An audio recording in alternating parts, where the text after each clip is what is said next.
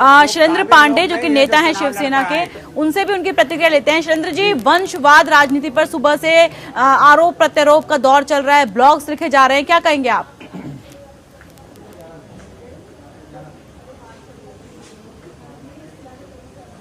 शैलेंद्र जी, आवाज सुन पा रही है आपको? हाँ जी, क्या प्रश्न? वंशवाद के ऊपर प्रश्न एक बार फिर से। वंशवाद के ऊपर लगातार राजनीति जारी है, ब्लॉग्स लिखे जा रहे हैं, मोदी जी ने कुछ कहा है, उसका प्रियंका जी ने कुछ कहा है, तमाम जगहों से बातें सामने आ रही हैं, कुछ कहना चाहेंगे आप? जी देखिए, कैसा है कि इस देश के अंदर वंशवाद एक तरह से आज देश के अंदर दो तरह की स्थिति है। एक तो कई पार्टियों में कई नेता ऐसे हैं, उनके परिवार के लोग राजनीति में हैं, तो जो अपनी प्रतिभा के दम पर है वो तो ठीक है, लेकिन उनके अंदर कोई प्रतिभा नहीं, जनता से उनकी जागरूकता नहीं, उसके बावजूद भी सिर्फ मुझे मेरे परिवार के लोगों को राजनीति में लाना है, मुझे दूसरे सामान्य कार्यकर्ता पे या प्रतिभावान नेताओं पे भरोसा नहीं है, इसलिए मैं मेरे परिवार के लोगों को राजनीति में आगे बढ़ाऊं। तो ये जो विचार है, ये विचार, इस तरह का जो वंशवाद है, वो कहीं न कहीं देश के लिए घातक है। नहीं तो ये कैसे डिसाइड करेंगे कि प्रतिभावान है कि नहीं है प्रतिभावान? ये कैसे आप डिसाइड करेंगे वंशवाद के अंदर, जब आपने मौका ही दे दिया राजनीति में?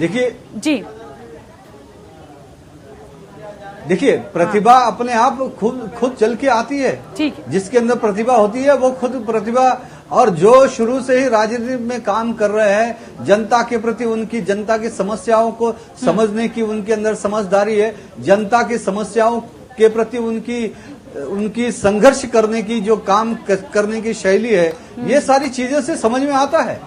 और नहीं तो देखिए, बहुत सारे जगहों पे अभी उत्तर प्रदेश में और बिहार के अंदर जिस तरह से अभी वो बता रहे थे कि एक ही परिवार के लगभग 15-15 सांसद विधायक चुनाव लड़ रहे हैं, इसका मतलब ये तो सही बात नहीं है। इसका मतलब आपको अपने कार्यकर्ताओं पर विश्वास नहीं है। समाजवादी पार्टी ने जिस तरह से वहां पे एक ही घर के 10 सांसद है, 10 विधायक है, और सारे जितने भी महामंडल है, जितने भी मंत्री परिषद है, मतलब आधे से ज्यादा सारी सरकारी सुविधाएं एक परिवार के पास, तो ये तो गलत है। ठीक है, नेता शिवसेना के हमारे साथ मौजूद हैं। शैलेंद्र जी, कपिल सिब्बल का एक बयान सामने आया है, उन्होंने कहा है कि आरएसएस जो है वो सबसे बड़ा वंशवाद है और देश की राजनीति में वो बहुत घाटे, उससे बहुत कुछ फायदा नहीं हुआ है, क्या कहेंगे आप? नहीं देखिए, मैं कपिल सिब्बल के इस स्टेटमेंट से बिल्कुल ताल्लुक नहीं रखता हूं, क्योंकि आरएसएस पूरी दुनिया जानती है कि आरएसएस एक सांस्कृतिक राष्ट्रवाद की हिंदुत्ववादी एक संगठन है जो अपने शाखाओं के माध्यम से लोगों को जोड़ने का काम करती है। पूरे देश के अंदर संघ की शाखाओं में देशभक्ति और लोगों को एक राष्ट्रवाद की एक सीख दी जाती है। समाज सेवा के प्रति वहां पर लोगों की भावनाओं से जोड़ा जाता है। स्वामी विवेकानंद, छत्रपति शिवाजी महाराज, महाराणा प्रताप, देशभक्त स्वतंत्र सैनिकों के विचारों को लोगों तक पहुंचाने का काम किया जाता है।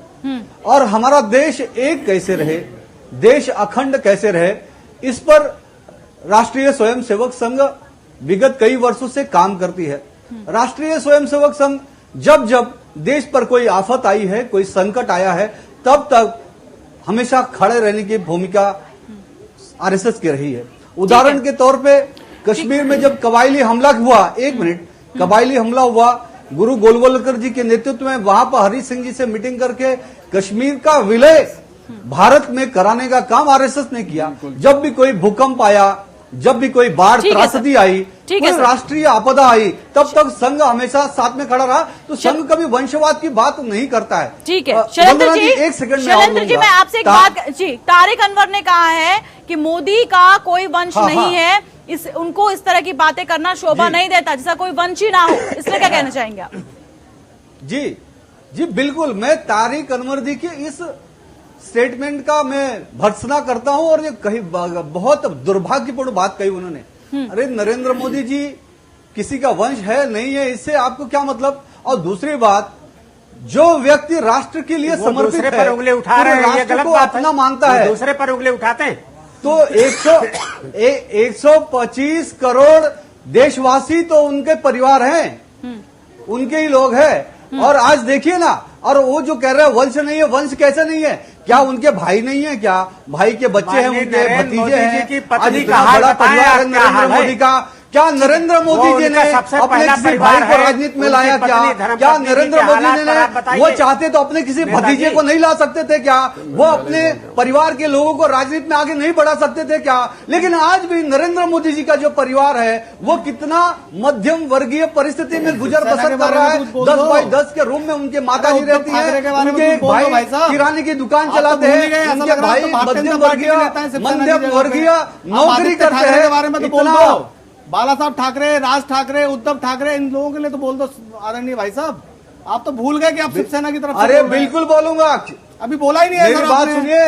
बाला उद्धव साहब किस- ठाकरे ने मुझे जो बताइए, विचारधारा दिया, उद्धव ठाकरे आपकी पार्टी के राष्ट्रीय अध्यक्ष उद्धव हैं या साहब नहीं है? ठाकरे बाला साहब ठाकरे के साथ कंधे से कंधे मिलाकर काम करते थे, वो ऐसी बातें समाज कर सेवा रहे हैं। करते थे, पार्टी का काम करते थे। आज उद्धव साहब ठाकरे की जो काबिलियत है, उद्धव साहब ठाकरे जब से उद्धव साहब ठाकरे जब से नेतृत्व शिवसेना का संभाला है, एक नहीं 10 महानगर पालिका का चुनाव उनके नेतृत्व में जीता गया है। महाराष्ट्र के विधानसभा का चुनाव उद्धव साहब ठाकरे के नेतृत्व में जीता गया है। उद्धव साहब ठाकरे का उदाहरण नहीं है, पूरा महाराष्ट्र की जनता मानती है। आप अभी आरएसएस की बड़ी तारीफ कर रहे थे। बोलिए ना, आप आरएसएस उस का तरह से क्यों इतिहास लेकर के चल बताइए। रहे हैं? आप दोनों तरफ क्यों चलते हैं? ठीक है। देश की ऐसा मत आजादी कीजिए। में उनका मैंने क्या पहले योगदान भ्रमित था? मत कीजिए लोगों को। भले थे। आरएसएस भूल के जाते लोगों हैं ने इस देश इन को सब बातों टुकड़े को। टुकड़े करने अरे का आपके काम परिवार किया। बात की आरएसएस के लोगों ने महात्मा गांधी जैसे महात्मा का ठीक है। खून ठीक किया। है। ठीक है। और आज भी उनका बलवंत जी, पुतला बलवंत जी बना आदरणीय के नेता गोली है, चलाते हैं। मैं आपके पास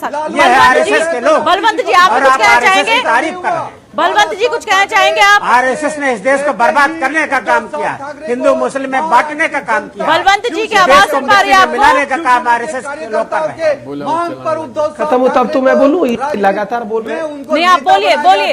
जी, मैं ये कह रहा हूँ, क्षमता को विधानसभा थोड़ा शांत करवाया जाए। महानगर पालिका के अनेक चुनाव जी। जितवाकर जनता शैलेंद्र के जी, शैलेंद्र जी, मुद्दों को शैलेंद्र जी, मैं आपके हमेशा पास दोबारा आऊंगी, अभी आप शांत रहिए। बोल रहे हैं, थोड़ा मुझे भी बोलने दिया। शैलेंद्र आगे भी बात सुन जी, लीजिए। शैलेंद्र जी